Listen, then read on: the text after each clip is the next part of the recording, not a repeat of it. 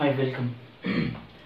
आज कंसाइनमेंट का जो टॉपिक है वो है valuation of stock. Valuation of stock देखते हैं क्या है। जब कंसाइनर के द्वारा कंसाइनी को गुड्स भेजा जाता है, वर्ष के अंत में कई बार ऐसा होता है कि कुछ गुड्स ऐसे होते हैं जो सेल नहीं होता है।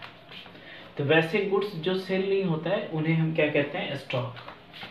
एक फाइनेंशियल ईयर के लास्ट में जो गुड्स कंसाइनी के पास बच जाता है, जो सेल नहीं हो पाता है, दैट इज कॉल्ड स्टॉक। अब वो जो वस्तुएं बची हुई है, जो स्टॉक है, उसका वैल्यूएशन हमें करना होता है। तो सबसे पहले इसमें दो तीन चीजें देखते हैं कि एग्जैक्टली होता क्या है कि एक कंसाइनर गुड्स को सेंड करता है to the consignee.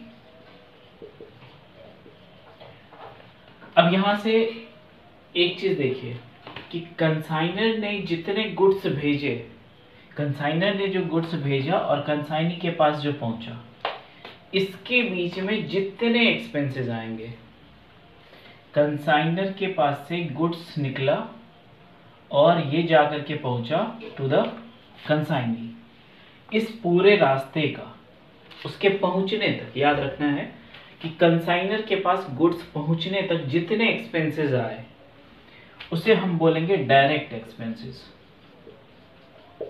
Direct expenses इसलिए क्योंकि इस एक्सपेंस से जो गुड्स भेजा गया उसकी वैल्यू उसमें ऐड हो जाएगी। यानी कि अगर 10 रुपए का कोई वस्तु भेजा गया और उसके ऊपर डायरेक्ट एक्सपेंस 2 रुपए हुई, तो इसका जो वैल्यू होगा उसे हम 10 + 2 यानी कि 12 रुपीज में फाइंड आउट करेंगे, क्योंकि ये उसके ऊपर डायरेक्ट एक्सपेंस हुआ, उससे इस वस्तु का मूल्य बढ़ गया।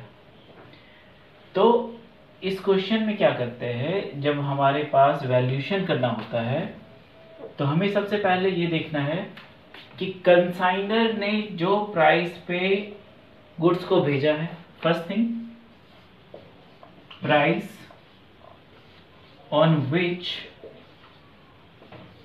गुड्स आर सेंट, वो प्राइस जिसके ऊपर वस्तुएं भेजी गई है। तो कंसाइनर के द्वारा जो वस्तु भेजा गया प्लस जितनी भी डायरेक्ट एक्सपेंसेस हैं। डायरेक्ट एक्सपेंसेस मतलब जो वस्तु के ऊपर डायरेक्ट एक्सपेंस हुआ है, यहां से गया कंसाइनी के पास पहुंचने तक में। इसमें याद रखना है कि कंसाइनी के पास पहुंचने तक में जो खर्च हुए हैं उसी को इंक्लूड करेंगे। पहुंचने के बाद जब उसके पास रह रहा है, रखा हुआ है, उसके ऊपर जो एक्सपेंस हुआ उसे इंक्लूड नहीं करेंगे। कंसाइनी के द्वारा उस वस्तु को बेचने में जो एक्सपेंस आया उसे भी इंक्लूड नहीं करेंगे। सिर्फ किसे इंक्लूड करेंगे? कंसाइनर के पास से कंसाइनी के पास तक पहुंचने में जितने भी खर्च आए। अब इस डायरेक्ट एक्सपेंस को हम दो चीज से ये कह सकते हैं कि जो प्राइस हमारा जो गुड्स भेजा गया उस प्राइस को तो लेना ही है लेना। जैसे कि सपोज इस कंसाइनर ने 10 जो है cycle at the rate of 100 भेजा इच, ठीक है, तो ये क्या हो गया? ये वाली प्राइस हो गई, that is 100 × 10, that is the price on which goods are sent. Simple. अब डायरेक्ट एक्सपेंस में दो चीजें देखनी है। यहां पर जो ये डायरेक्ट एक्सपेंस होगा वो कंसाइनर के द्वारा भी होगा और कुछ चीजें कंसाइनी के द्वारा भी होगा। डायरेक्ट एक्सपेंस कौन सा हुआ? यहां से निकलने से लेकर के कंसाइनी तक पहुंचने में, इसके पास पहुंचने तक, ये सारे एक्सपेंसेस जो है डायरेक्ट एक्सपेंस। अब हो सकता है कि कुछ एक्सपेंस कंसाइनर के द्वारा किया गया हो, कुछ एक्सपेंस जो है कंसाइनी के द्वारा किया गया हो। दैट डजंट मैटर कि किसके द्वारा खर्च किया गया, लेकिन अगर वो डायरेक्ट एक्सपेंस है तो वो इसमें इंक्लूड हो जाएगा। अब जैसे कि डायरेक्ट एक्सपेंस का कुछ एग्जांपल लेकर के देखते हैं और कौन कौन सी चीजें इंक्लूड नहीं होंगी। तो डायरेक्ट एक्सपेंस में जैसे कि पैकिंग चार्ज, सेंड कर रहा है, पैकिंग चार्ज लगाया, ये आ जाएगा पैकिंग चार्ज। सेकेंड, कैरेज गया, ये भी आ जाएगा। देन आफ्टर रास्ते में जो है सो हमने ये कर रखा है कि जो ट्रांजिट हो रही है उसके ऊपर हमने कुछ खर्च कर दिए, ट्रांसपोर्ट का, ट्रांसपोर्ट एक्सपेंसेस। देन आफ्टर एक चीज और इंक्लूड करते हैं कि लोडिंग या अनलोडिंग एक्सपेंसेस, यानी कि वस्तु यहाँ पर चढ़ाने में और यहाँ पर उतारने में, तो लोडिंग एक्सपेंसेस, लोडिंग या फिर अनलोडिंग एक्सपेंसेस। क्वेश्चन में जो नॉर्मली आएगा, कैरेज आता है, फ्राइट आता है, ऑक्ट्री आता है, ये सारी चीजें डायरेक्ट एक्सपेंस हो गई। अब कैरेज अगर किसी के द्वारा, कंसाइनर के द्वारा या कंसाइनी के द्वारा दिया गया, डजंट मैटर, वो डायरेक्ट एक्सपेंस में आता है। और जब हम निकालेंगे कि वैल्यूएशन करेंगे स्टॉक का, तो price on which goods are sent plus direct expenses. And which are direct expenses? When the consignor sent some goods to the consignee, यहां से निकला यहां तक पहुंचा, उसके पास पहुंचने तक में जितने खर्चा है, चाहे वो कंसाइनर के द्वारा किया गया हो या फिर कंसाइनी के द्वारा, कैसे खर्च होंगे? तो जैसे कि आपका हो गया पैकिंग चार्ज लग गया, ट्रांसपोर्ट का लग गया, लोडिंग अनलोडिंग लग गया। अब जैसे लोडिंग ये करवाएगा, इसने एक्सपेंस दिए, अनलोडिंग का इसने दे दिया इनकेस, तो दोनों के एक्सपेंसेस आ गए। फ्राइट हो गया, कैरेज हो गया, ये सारा एक्सपेंसेस, इन सबको इंक्लूड करेंगे। अब किन चीजों को नहीं इंक्लूड करना है? वैसी चीजें जब कंसाइनी के पास गुड्स पहुंचा, गुड्स पहुंचने के बाद जितने खर्च आ रहे हैं, कंसाइनी के द्वारा किया जाए या फिर कंसाइनर के द्वारा किया जाए, जो भी करे, उस पैसे को इंक्लूड नहीं करेंगे। वैसे एक्सपेंसेस ये सारी क्या होगी? इंक्लूड होगी, है ना, क्योंकि ये डायरेक्ट एक्सपेंसेस है। और जो इंक्लूड नहीं होगी, नॉट टू इंक्लूड, तो नॉट टू इंक्लूड में देखते हैं, यानी कि ये वैसी हम चीजें देखने जा रहे हैं जो इसमें ऐड नहीं होगी, इसे हम ऐड नहीं करेंगे। क्या क्या ऐड होगी? तो ये चीजें ऐड होगी, यानी कि डायरेक्ट एक्सपेंसेस, रास्ते का जितना भी खर्च है। और कुछ हम देख लेते हैं कि जो इंक्लूड नहीं होता है, नॉट टू इंक्लूड। अब कंसाइनी के पास गुड्स पहुंचा, उसने गोडाउन में रख दिया, है ना, उसने गोडाउन में रख दिया, तो उसने गोडाउन का रेंट दिया, गोडाउन रेंट दिया, तो ये इंक्लूड नहीं होगा। क्यों? क्योंकि हमने कई बार बोला कि कंसाइनी के पास पहुंचने तक का खर्चा, उसके बाद वो कैसे रख रहा है, क्या कर रहा है, डजंट मैटर, उसके एक्सपेंस में हम नहीं जाएंगे। तो यहाँ पे उसने गोडाउन का रेंट दिया नहीं, क्यों? क्योंकि पहुंचने के बाद का खर्च है। अगर मान लीजिए इसी में एक चीज और इंक्लूड करते हैं कि ट्रांजिट में जो है, रास्ते में जो है, इंश्योरेंस करवाया, जब गुड्स रास्ते के लिए जा रहा था तो उसने इंश्योरेंस करवाया कि इनकेस अगर कुछ डैमेज होता है तो इंश्योरेंस मिल जाएगा। तो इसमें एक चीज और इंक्लूड कर रहे हैं, ट्रांजिट इंश्योरेंस। अब ये चूंकि कहाँ का खर्च है? रास्ते का खर्च है, तो ये इसमें डायरेक्ट एक्सपेंस में इंक्लूड होगा, इसमें ऐड होगा। लेकिन यहाँ पर कंसाइनी ने गोडाउन जो था उसके लिए उसने क्या किया? उसका इंश्योरेंस करवाया कि इनकेस अगर गोडाउन में आग लगता है या कुछ भी होता है तो फिर हमें उसका जो है क्लेम आ जाएगा। तो उसने इंश्योरेंस करवाया, गोडाउन इंश्योरेंस। अब ये भी इंक्लूड नहीं होगा क्योंकि पहुंचने के बाद ये उसके रख रखाव पे है। थर्ड, और देखते हैं कंसाइनी कौन सा खर्च नहीं करेगा। सपोज उसने सेलिंग प्राइस है, कई बार गुड्स को सेल करने में कुछ खर्चे हो जाते हैं, तो वो सेलिंग प्राइस है, पहुंचने के बाद का खर्चा है, इंक्लूड नहीं होगा। एडवर्टाइज टू सेल, ये भी नहीं होगा, एडवर्टाइज ये भी नहीं होगा। फिफ्थ नंबर कुछ और देख लीजिए, फिफ्थ नंबर ले लीजिए आप, सैलरी टू द सेल्समैन, जो सेल्समैन है उसको सैलरी देगी टू सेल्समैन। अब देखिए, तो ये चीजें इंक्लूड नहीं होंगी।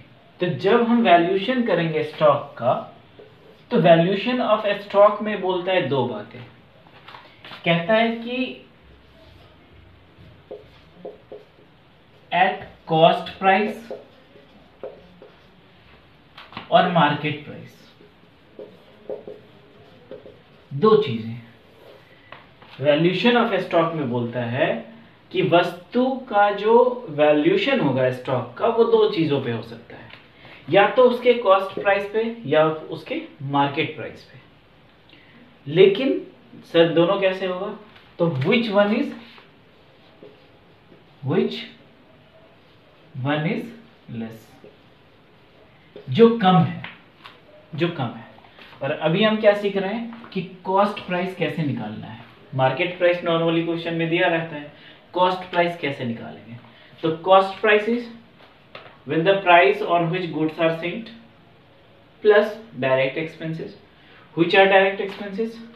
Those expenses which is given by the consignor or consignee in the transit.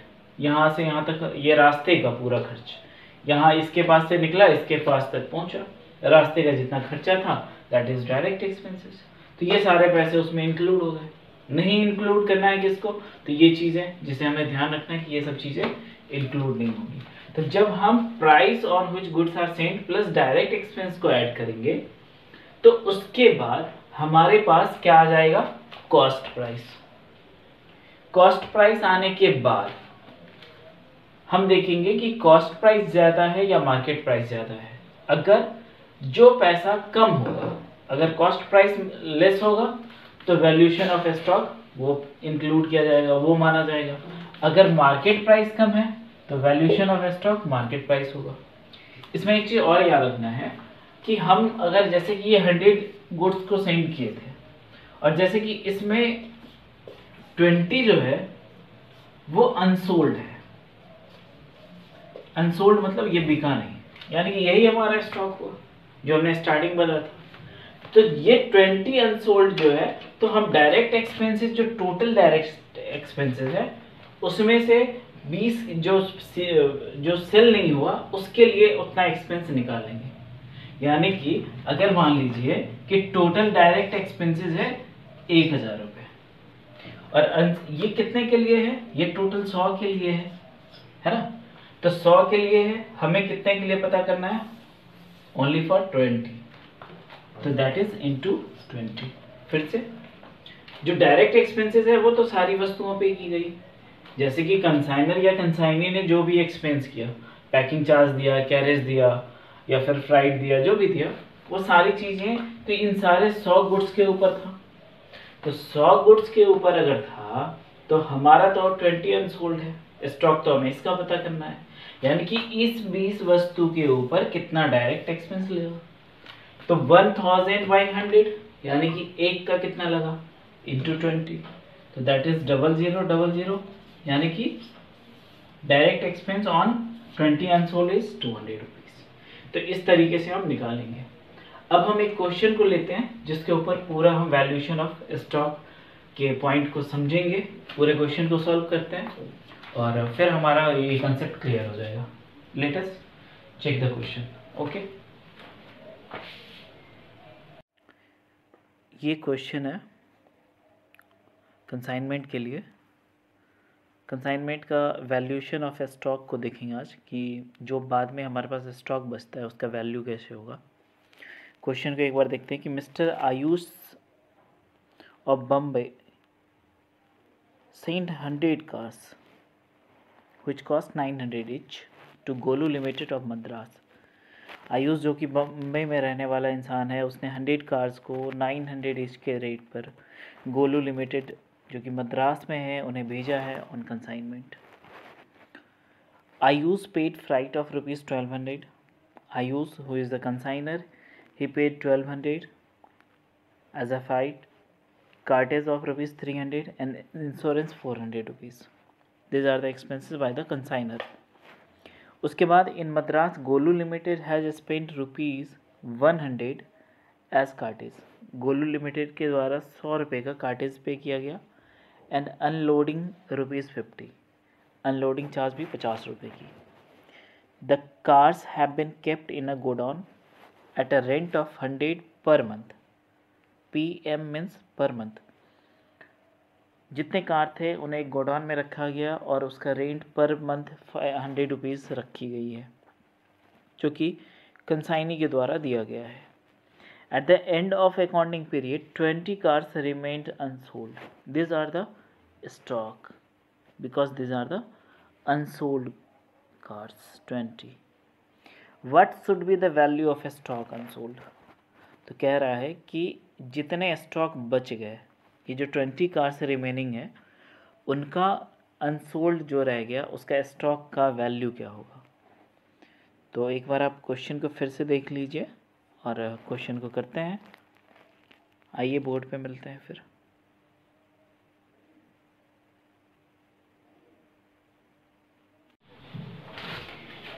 अब जो है हम इस क्वेश्चन को करते हैं। तो इस क्वेश्चन की जितनी इम्पोर्टेंट चीज़ें हैं उन्हें पहले हम ब्लैक बोर्ड पे ले लेते हैं, व्हाइट बोर्ड पे। तो इसमें आयुष जो है जिसने पटना से माल सेंड किया है, ही इज द कंसाइनर। तो first thing, mister Ayush is a consignor. Second thing, Ayush ने गुड्स जो सेंड किया है वो गोलू लिमिटेड को किया है, तो Golu limited is a consignee. दो चीजें। थर्ड थिंग कि उस, अब इस क्वेश्चन को ही साथ में करते हैं। क्वेश्चन आप लोग ने देख रखा है। अब देखिए, हमें करना है valuation of stock. Valuation of stock में सबसे पहले हम ये देखेंगे कि इस क्वेश्चन में टोटल कितने गुड्स भेजे गए हैं। तो क्वेश्चन ने बताया है कि 100 cars are sent at 900 each. तो 100 गुड्स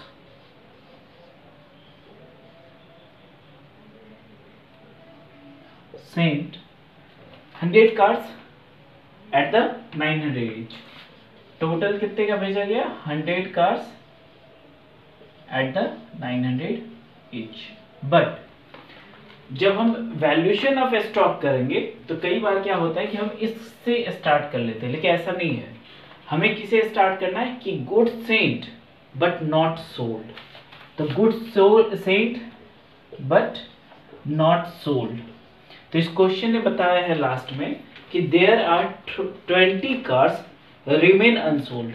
20 कार्स, तो टोटल इतने थे, out of which 20 cars are unsold, जिसका कॉस्ट प्राइस कितना था? 900। So cost price was 900 rupees. 20 cars है 900 रुपीज इच। तो good sent but not sold, that is 20 into 900, that is 18,000. The price on which goods was sent, मैंने अभी just बताया था कि पहला चीज जो जिस प्राइस पे वस्तु को भेजी गई है, प्लस अब हम निकालेंगे डायरेक्ट एक्सपेंसेस, जो या तो कंसाइनी के द्वारा किया गया हो या फिर कंसाइनर के द्वारा किया गया हो। और इसमें अब एक चीज याद रखना है कि कंसाइनर ने जितने एक्सपेंस किए हैं और कंसाइनी ने, उसने इस पूरे 100 कार्स के लिए किया है, बट अपने पास जो स्टॉक है जो सोल्ड नहीं हुआ, दैट इज ओनली 20। तो उसे हम प्रोपोर्शनेट में निकालेंगे। तो पहले देख लेते हैं डायरेक्ट एक्सपेंसेस। डायरेक्ट एक्सपेंसेस, तो ए किसने किया है? तो पहले कंसाइनर का देख लेते हैं कि कंसाइनर ने क्या क्या किया है। तो क्वेश्चन में बताया है शुरू में ही कि कंसाइनर ने जो है, जो कि आयुष है, इसने कंसाइनर ने स्टार्टिंग में 1200 रुपीज एज अ फ्राइट पे किया है। तो कंसाइनर का पहला एक्सपेंस क्या है? 1200 rupees freight.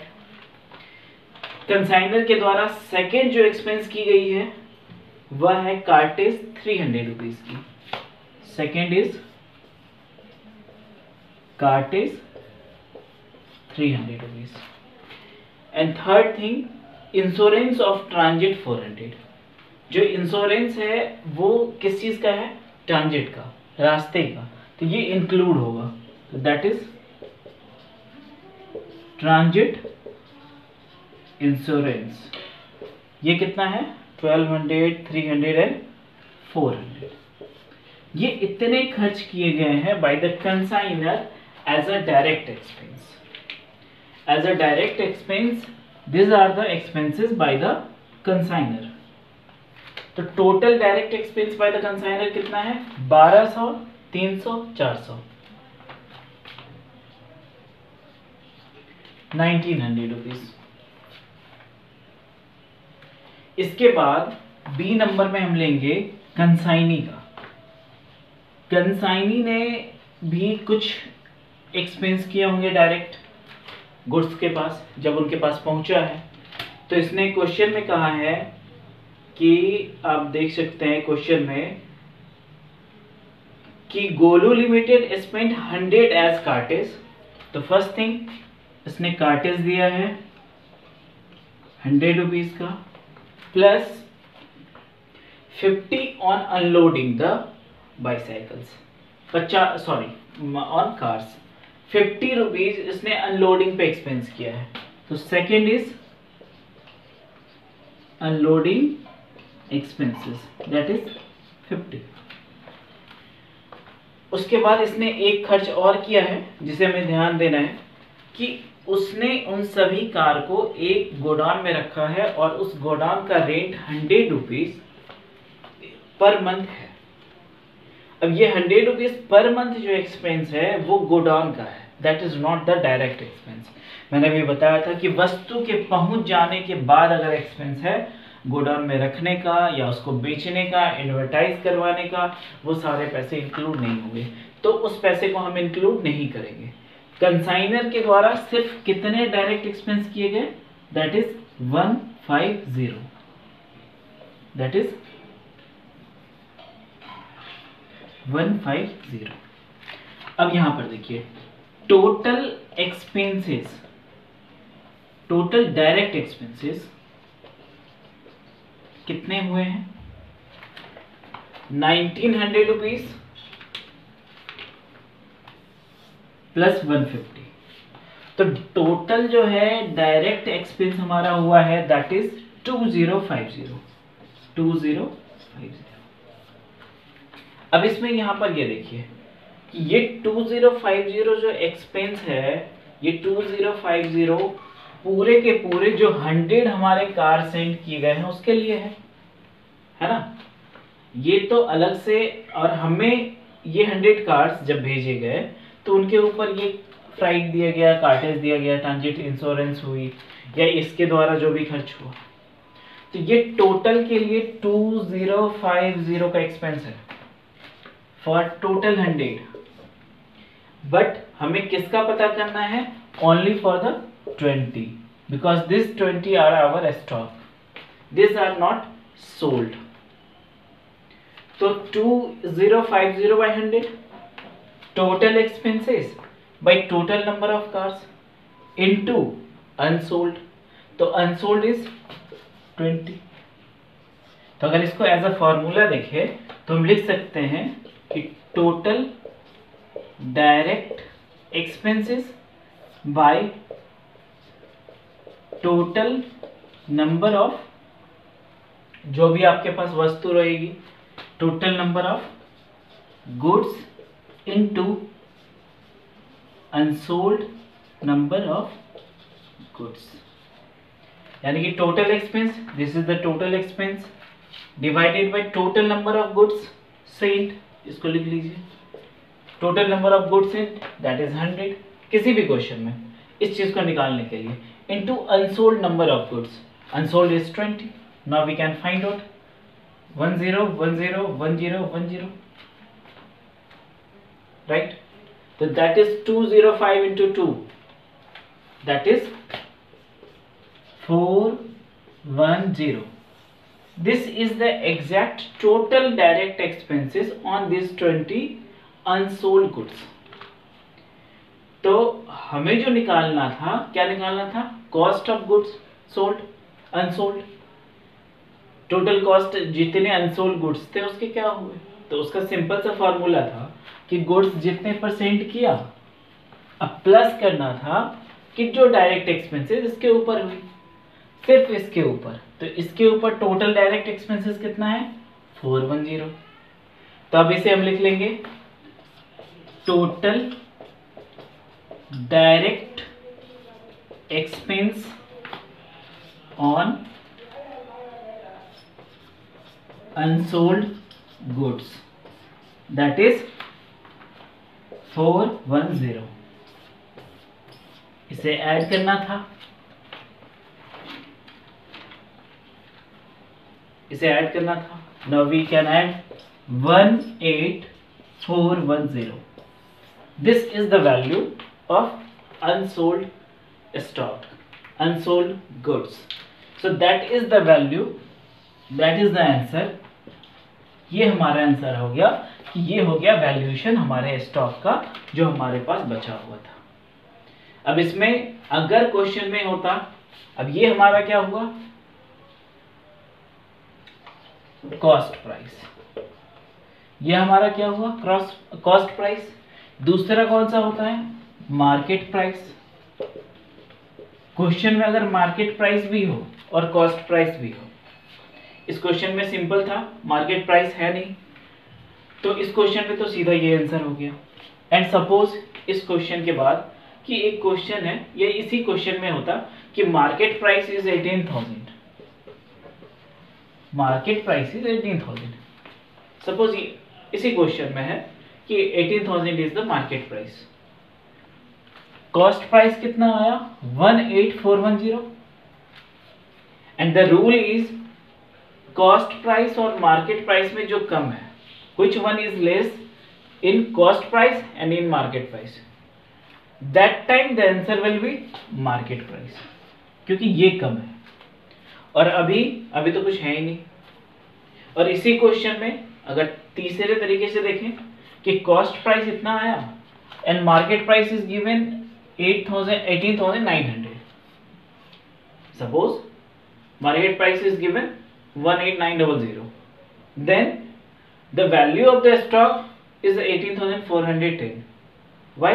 Because this one is the less price than the market price. So it is a process to find out the valuation of a stock, right? Let us come with the next video. Keep watching. Thank you.